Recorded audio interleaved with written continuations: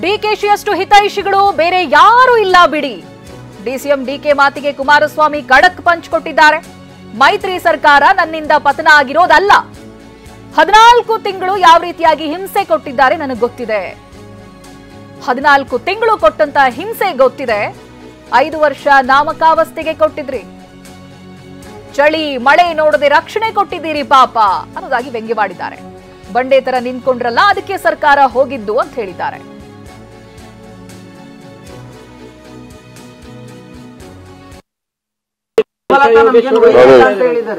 ನೋಡಿ, ವೈರಿ ಅಲ್ವೋ? ನಾನು ಯಾವ ವೈರಿ? ಯಾವ ವಿಷಯ ಹಾಕ್ಬಿಟ್ಟಿದ್ದೆ ನಾನು? ಯಾವ ಬೆನ್ನು ಚೂರಿ ಹಾಕಿದ್ದೆ? ಅಮೃತ ಕೊಟ್ಟವನ್ಗೆ ಬೆನ್ನು ಚೂರಿನಾ? ಹೇಳಿ, ಕಮಾನ್. ಅಲ್ಲ ಹೇಳಿ, ವಿಷ ಅಂದ್ರೆ ಜನ ಮುಂದೆ ಹೇಳ್ಬೇಕಲ್ಲ. 5 ವರ್ಷ 38 ಜನ ಗೆದ್ದವ್ರನ್ನ ಈ ರಾಜ್ಯದ ಮುಖ್ಯಮಂತ್ರಿ ಅನ್ಸಿದ್ನಲ್ಲ, ತಿರ್ಗಾ ವಾಪಸ್ಸು ಕಾಂಗ್ರೆಸ್ ಪಾರ್ಟಿ. ವಿಷನ ಅದು?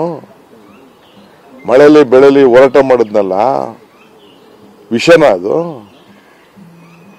ನನ್ನ ಆತ್ಮಸಾಕ್ಷಿ, ನಾನು ನಂಬಿರುವಂತ ಶಕ್ತಿ ಆ ಜನತಾದಳದ ಕಾರ್ಯಕರ್ತರು ಗೊತ್ತಿದೆ ನಾನು ಏನ್ ಮಾಡಿದ್ದೀನಿ ಅಂತ. ಬಿಡಿ, ಅವ್ರೇನ್ ನೆನೆಸ್ಕೊಳ್ಳೋದು ನಂಗೇನು ಅವಶ್ಯಕತೆ ಇಲ್ಲ. ಅವರು ಪಾಪ ವೈರಿ ಅಲ್ಲ, ನಾನು ಬಹಳ ದೊಡ್ಡ ಮಟ್ಟದ ಹಿತೈಷಿಗಳು. ಡಿ.ಕೆ. ಸುರೇಶ್ ಅವರು, ಡಿ.ಕೆ. ಶಿವಕುಮಾರ್ ಅವರು ನನ್ನ ದೊಡ್ಡ ಹಿತೈಷಿಗಳವರು, ಬಹಳ ದೊಡ್ಡ ಹಿತೈಷಿ. ಅವರಷ್ಟು ಹಿತೈಷಿಗಳು ನನಗೆ ಯಾರೂ ಇಲ್ಲ. ಅದನ್ನು ನಾನು ಒಪ್ಕೋಬೇಕಾಗ್ತದೆ. ಒಂದು ಮಾತು ಹೇಳ್ತೇನೆ, ಪದೇ ಪದೇ ಏನು ಹೇಳ್ತೀರಿ, 5 ವರ್ಷದ ಸರ್ಕಾರ ಸಂಪೂರ್ಣವಾಗಿ ನಡೆಸಲಿ ಅಂತೇಳಿ ನಾವು ಕೇವಲ 39 ಶಾಸಕರಿದ್ದವರಿಗೆ ನಾವು ದೊಡ್ಡ ಪಕ್ಷದವರು ಮುಖ್ಯಮಂತ್ರಿ ಮಾಡಿದ್ದು ಅಂತ ಹೇಳಿ ಪದೇ ಪದೇ ಹೇಳ್ತೀರಲ್ಲ. ಸರ್ಕಾರ ನನ್ನಿಂದ ಹೋಗಿದ್ದಲ್ಲ ಅದು. ನಾನು ಮುಖ್ಯಮಂತ್ರಿ ಮಾಡ್ಕೊಂಡು ಯಾವ ರೀತಿ ಇಟ್ಕೊಂಡ್ರಿ ನನ್ನನ್ನು, ಆ 14 ತಿಂಗಳು ಕೊಟ್ಟಿರ್ತಕ್ಕಂಥ ಹಿಂಸೆ ಇದೆಯಲ್ಲ, ಯಾವ ರೀತಿ ಅವಮಾನ ಮಾಡಿದ್ರಿ ನಾನು, ಪ್ರತಿದಿನ ಯಾವ ರೀತಿ ಅವಮಾನ ಮಾಡಿದ್ದೀರಿ. ಇವತ್ತು 5 ವರ್ಷ ನಾಮಕಾವಸ್ಥೆ ಕೊಟ್ರಿ, ಒಂದು ದಿನ ನಾನು ಮುಖ್ಯಮಂತ್ರಿಯಾಗಿ ಕೆಲಸ ಮಾಡಲಿಕ್ಕೆ ಬಿಡದೆ ಹಿಂಸೆ ಕೊಟ್ಟಂಥದ್ದೇನಿದೆ, ಇದು ನಿಮ್ಮ ಸಹಕಾರನ?